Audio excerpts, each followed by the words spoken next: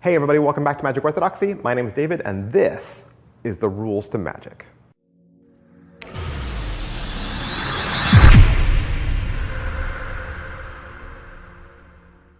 That's right, today in this video we're going to look at the rules of magic. You're like, there are rules? Yes, there are rules, because you're a magician and a magician is all about keeping and retaining secrets. And so the rules to magic are to limit exposure. Now, what is exposure? Exposure is when somebody figures out how a trick is done. Okay, when the lay world figures out how a particular magic trick is done, and exposure takes all shapes, all forms. And so the top three rules, the top three codes of conduct that we live by as magicians are to limit the amount of exposure out there in the world. All right, so you ready for the rules? Number one, never tell how a trick is done. That is the first and foremost rule of magic. Never tell how a trick is done. Well, what if my mom asks? What if my sister asks? What if my best friend really wants to know? The number one rule of magic is never tell how a trick is done. Okay, never, ever. Well, what if they're another magician? Never tell how a trick is done. That's how it works.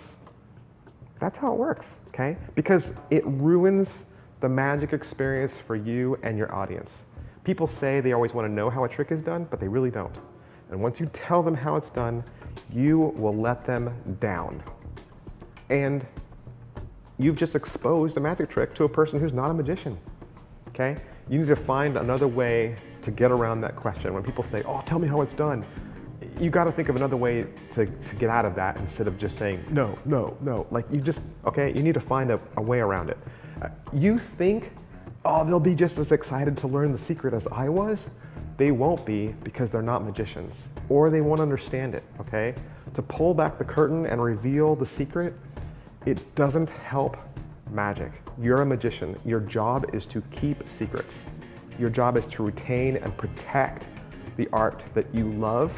So you should do everything in your power to keep those secrets, okay? Magic is an art form, and it's reserved for the people who have chosen to be magicians. And so your first duty is to protect that, okay? So never tell how a trick is done.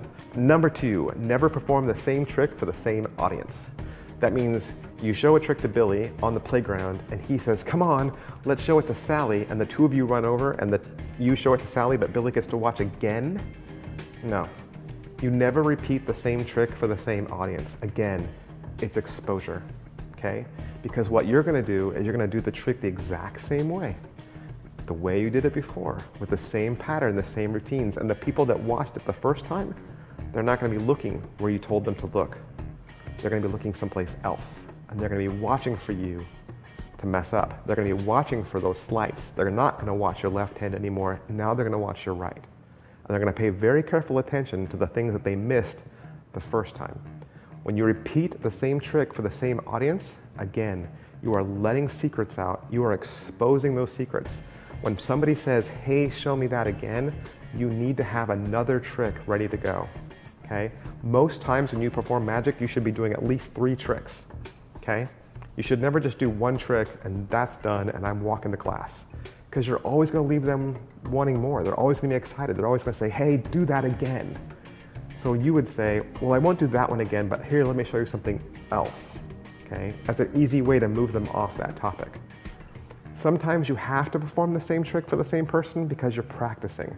Like I show my wife the same tricks over and over again because I'm practicing, but that's different, okay? If this is your audience, a good magician uses the same tricks but always finds a new audience.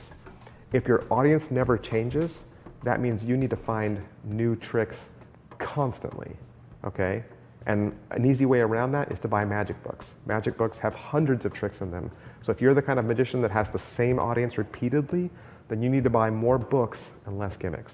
All right, and the third rule is practice, practice, practice. Why practice? Well, because again, if you're showing tricks before they're ready, if you're showing tricks before they're done, there's the possibility that you'll mess up. There's the possibility that you'll screw the trick up. And when you do that, you expose it. Never perform a trick that you don't know perfectly, okay? You practice a trick, you do it several times without making any mistakes. When you're just about sick of it, that's probably when you're ready to perform it. when you can perform it without shaking, when you can perform it without making mistakes, when you can perform it without dropping the cards, when you can perform it without looking down when you do the sleight, that's a big one.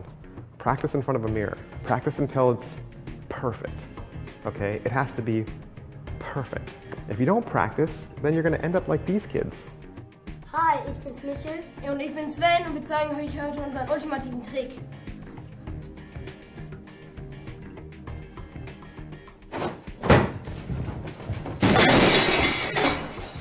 All right, that was a joke, but just practice, okay? You practice so that you don't expose magic. Alongside of that, let's just put that underneath, is you don't steal magic, okay? You don't download free tricks off the internet.